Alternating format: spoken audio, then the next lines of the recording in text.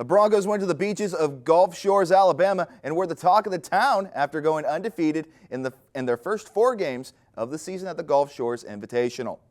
The Broncos debuted on Friday by defeating number 4 Lenore Rain in a thriller where, despite allowing 5 runs in the 5th, Central Oklahoma stormed back with 9 unanswered in the bottom of the 5th and 6th innings.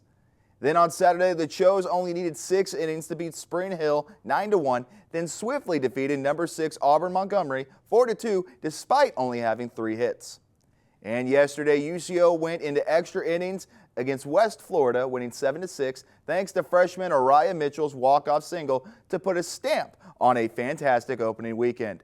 The Broncos' home opener will be this Friday at 10:30 a.m. against Western New Mexico State as part of the UCO OC Classic. Staying on the diamond, UCO baseball participated in the 7th annual Edmond First Pitch Classic. After dropping the first 2 games to Missouri St. Louis and Metro State Denver, the Broncos finally got win number 1 in the 2025 season with a victory over Southeastern Oklahoma State. The Broncos were able to propel ahead of the Savage Storm thanks to a big 8th inning where the Chos scored 5 insurance runs to seal the deal, winning 9-3.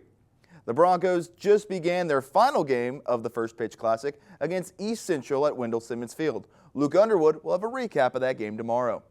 Over the hardwood, the Broncos went up to the Sunflower State and went into the Hornets Hive in Emporia, but they got stunned.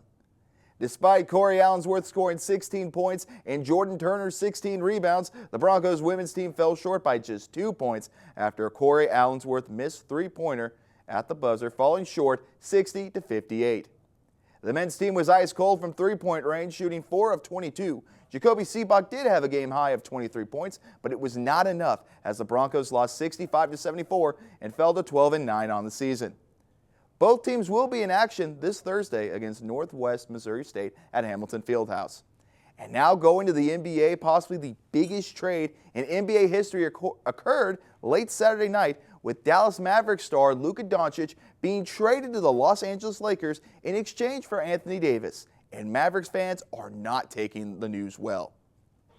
Fans went to the American Airlines Center, the home of the Mavericks, to pay their respect to the Slovenian superstar, with some even bringing a casket and others calling for the firing of Mavericks general manager Nico Hamilton.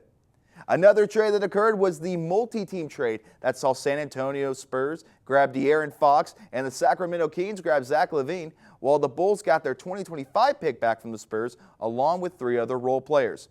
And all of this happened because the Oklahoma City Thunder's Aaron Wiggins scored 41 points on Saturday against the Kings. Speaking of Aaron Wiggins, he and the Oklahoma City Thunder are back in action tonight in an NBA Cup rematch against the Milwaukee Bucks in Loud City. The Thunder are on top of the Western Conference with a record of 38-9. The Bucks sit at 5th in the Eastern Conference with a record of 26-21 and have lost their last 3 games. Cason Wallace, Jalen J-Dub Williams, and Alex Caruso are all out tonight with injuries. Tip-off is tonight, once again, at 7 p.m. at the Paycom Center.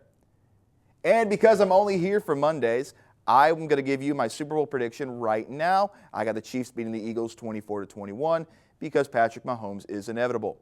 That's my time. Back to you two at the desk.